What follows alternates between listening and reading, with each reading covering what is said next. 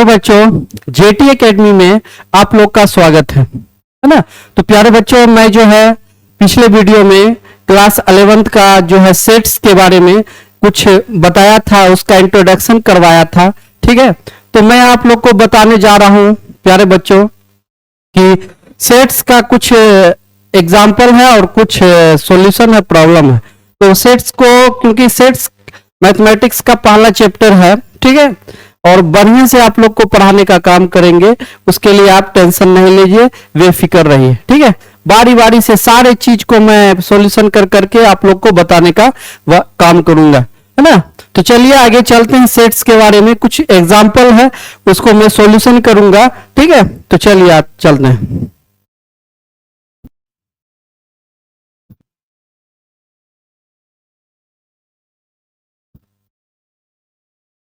चलिए, ये NCERT book का है। ठीक है, तो एनसीईआरटी बुक का है, आप लोग को देखिए, ध्यान दीजिएगा, एनसीईआरटी का बुक है ना।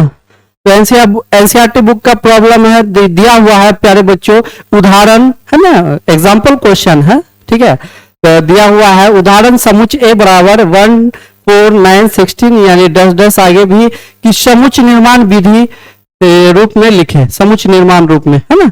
तो आपको बताना है कि समुच्च निर्माण रूप में कैसे लिखना है। बात समझ में आ रही है? तो लिख सकते हैं आप। तो चलिए हम सॉल्व करते हैं। सबसे पहले देख लीजिए प्यारे बच्चों, ए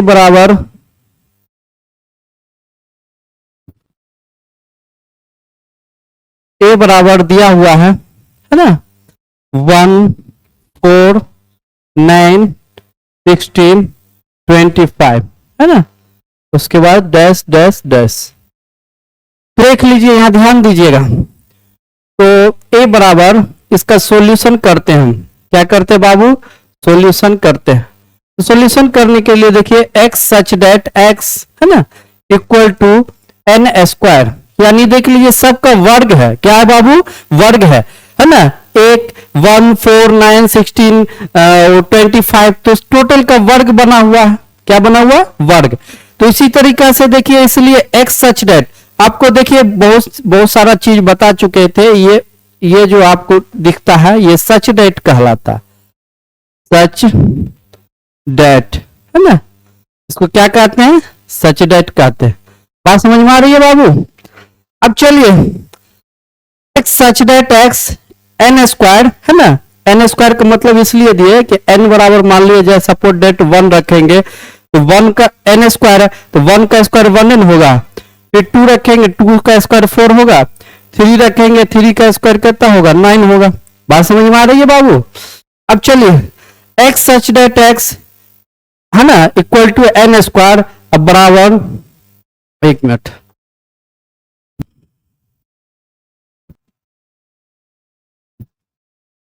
एन स्क्वायर। अब चलिए आगे देखिए, एन बिलोंग्स टू एन, है ना, एन बिलोंग्स टू एन, यही हो गया। अब यानी एन बिलोंग्स टू एन का मतलब जो होता है कि यानी एन के जगह पे कितना भी नेचुरल नंबर रखिएगा तो वही इसका स्क्वायर आएगा।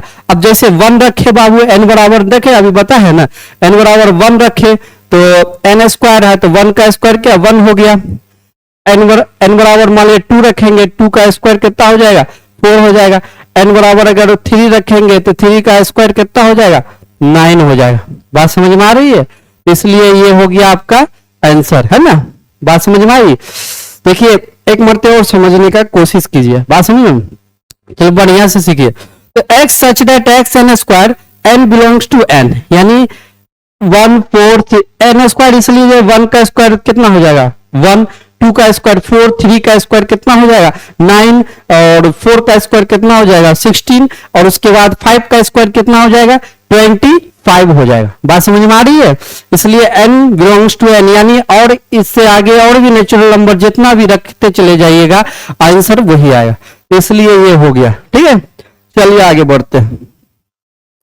अब आइए देखिए, उदाहरण 4 है, समुच्च 1/2 2/3 3/4 4/5 5/6 6/7 को समुच्च निर्माण रूप में आपको लिखना है। क्या बाबू ये होगा आपसे? होगा तो एक मरते बनाने का थोड़ा ट्राई कीजिए। मैं 30 सेकेंड ओनली फॉर आप लोग को टाइम देता हूं, जल्दी से बनाइए।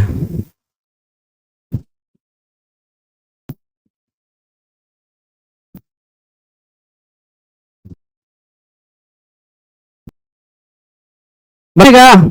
तो देखिए यहाँ भी हम ध्यान दीजिए, मान लिया जाए a बराबर x सच डेट x है ना बराबर n इंटू n प्लस 1 है ना। इसको अगर एक मिनट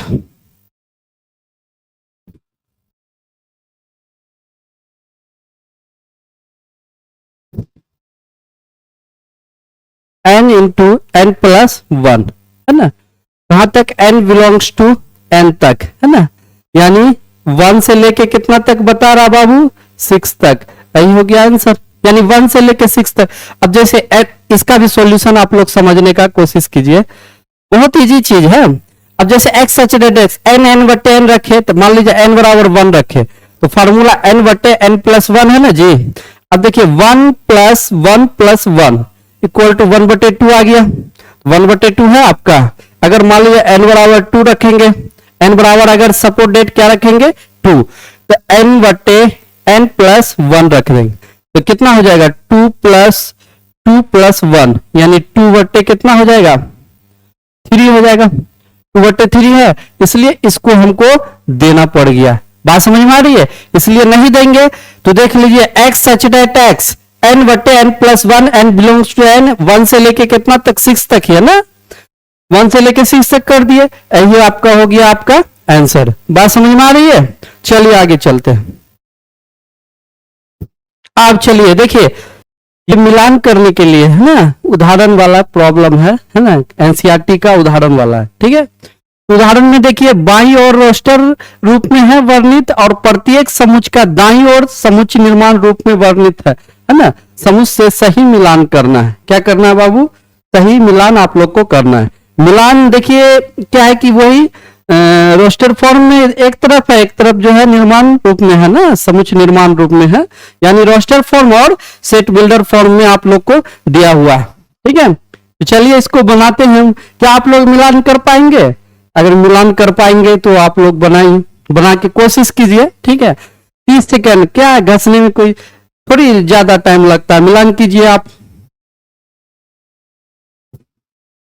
होगा आप लोग से नहीं होगा, चलिए हम करते हैं। तो देखिए यहाँ पे प्यारे बच्चों इनका 4 नंबर का जो है, एक मिनट यार भाग जाता है,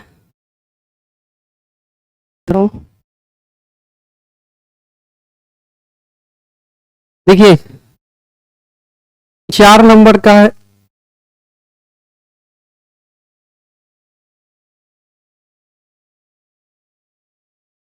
हाँ तो 4 नंबर का प्यारे बच्चों क्या हो जाएगा, देखिए ध्यान दीजिए v हो जाएगा, नहीं हो जाएगा v, अगर एक्स स्क्वायर माइनस 9 है तो एक्स स्क्वायर माइनस 9 क्या हो जाएगा -3 प्लस 3, नहीं इसको अगर आप जो कीजिएगा तो क्या एक्स स्क्वायर बराबर -3 हो जाएगा प्लस 3 हो जाएगा, है ना। एक्स स्क्वायर बराबर 0 कीजिएगा, एक्स बराबर 0 करके -3 प्लस 3 इसका ये प्रोडक्ट निकल जाएगा, ठीक है।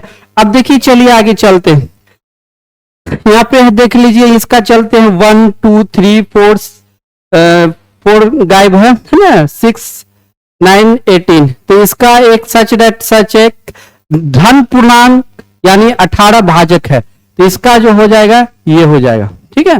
और 0 का क्या हो जाएगा बाबू, ये हो जाएगा। अब बोलिए 0 का कैसे ये हो जाएगा, देखिए x प्लस 1 है इक्वल टू 1 है, तो x बराबर 1 माइनस 1 x बराबर 0 हो गया, इसलिए 0 ये हो गया। बात समझ में आ रही है। अब चलिए देखिए ये प्रिंसिपल है ना, प्रिंसिपल होगा, बात समझे, यहाँ पे डबल ये हो गया है, यहाँ पे थोड़ा कुछ फॉल्ट है, आप लोग देख लीजिएगा, इसका जो ये हो जाएगा है ना ये डी, बात समझ में आ रही है, डी हो जाएगा, रिपीट नहीं होना चाहिए वर्ड्स, बात समझ में, ये मिलान हो गया। तो चलिए इस मिलान को आप लोग मिलान कीजिए, चलिए यहाँ पे ध्यान दीजिए,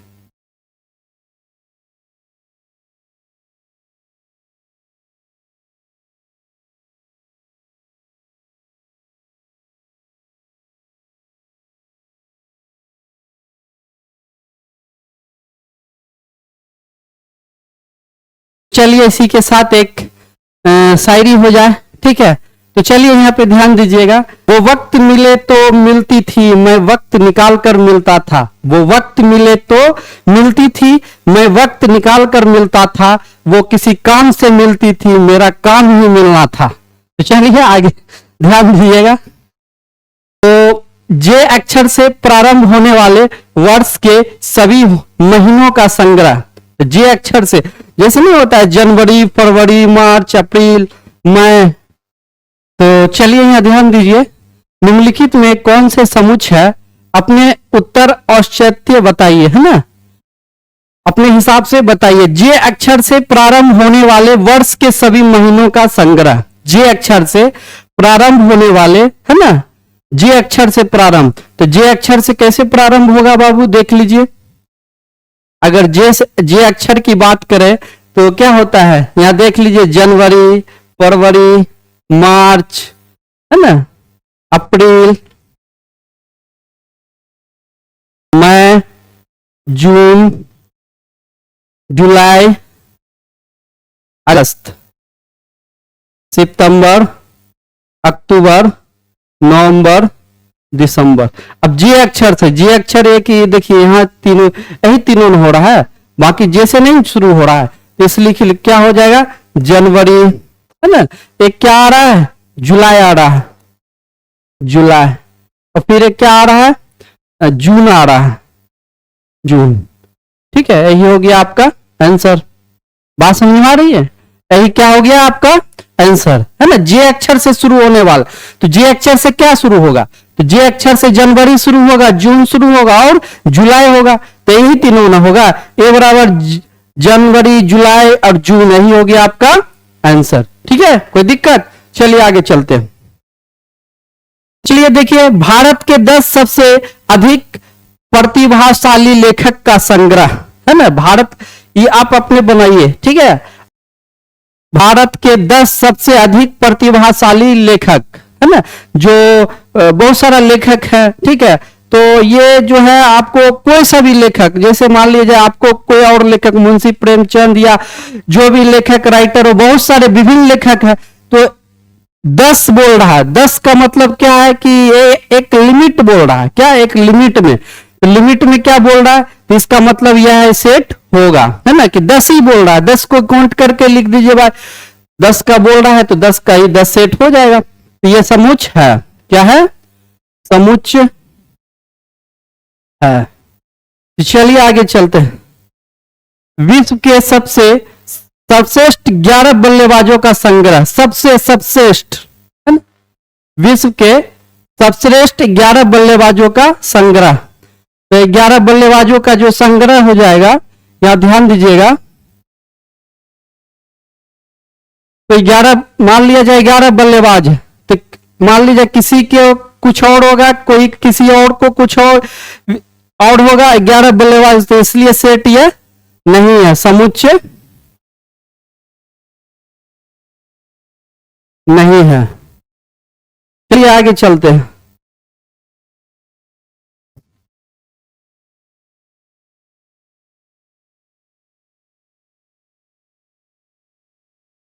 तो चलिए आगे देखिए,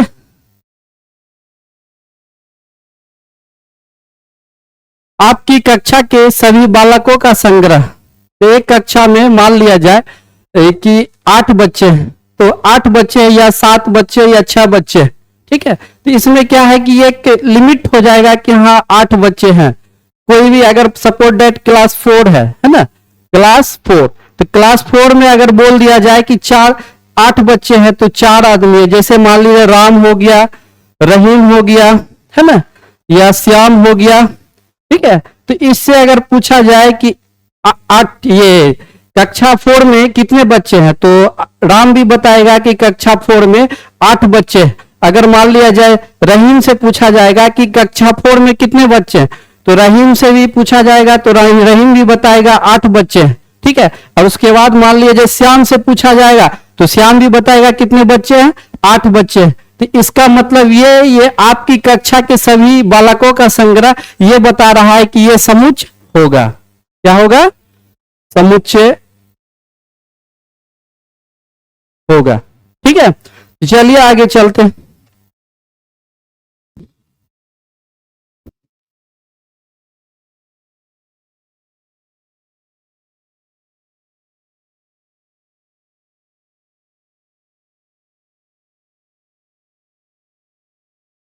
100 से कम सभी प्राकृत संख्या का संग्रह। तो 100 से कम सभी प्राकृत संख्या क्या हो जाएगा, ध्यान दीजिए। तो 100 से कम, तो यहां से अगर मान लिया जाए ए बराबर रख लीजिए 1 से कितना तक, 1 2 3 4 5 6 डैश डैश, लास्ट 100 से कम बोल रहा है तो 99। यही हो गया आपका आंसर। इसका मतलब ये 100 से कम प्राकृत संख्या का संग्रह एक लिमिट है। क्या है, लिमिट, यानी 99 तक 100 से कम। तो इसका मतलब ये है कि ये समुच्चय होगा, समुच्चय होगा। ठीक है, तो चलिए आगे चलते हैं।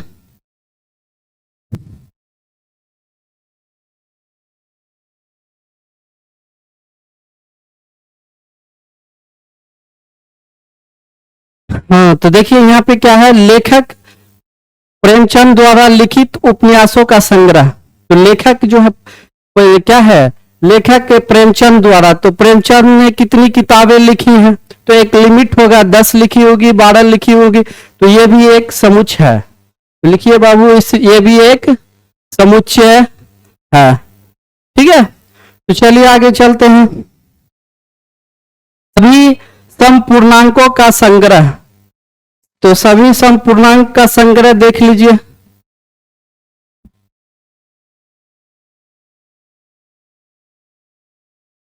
सभी समपूर्णांकों का संग्रह, तो ये आप लोग जो है अपने से बना के देखिएगा, सभी समपूर्णांकों का संग्रह। और उसके बाद जो है इस अध्याय में आने वाले प्रश्नों का संग्रह। और उसके बाद देख लीजिए आगे, विश्व के सबसे अधिक खतरनाक जानवर का संग्रह। ये भी आप अपने से बनाइएगा। अब आइए क्वेश्चन नंबर 2 पे चलते हैं।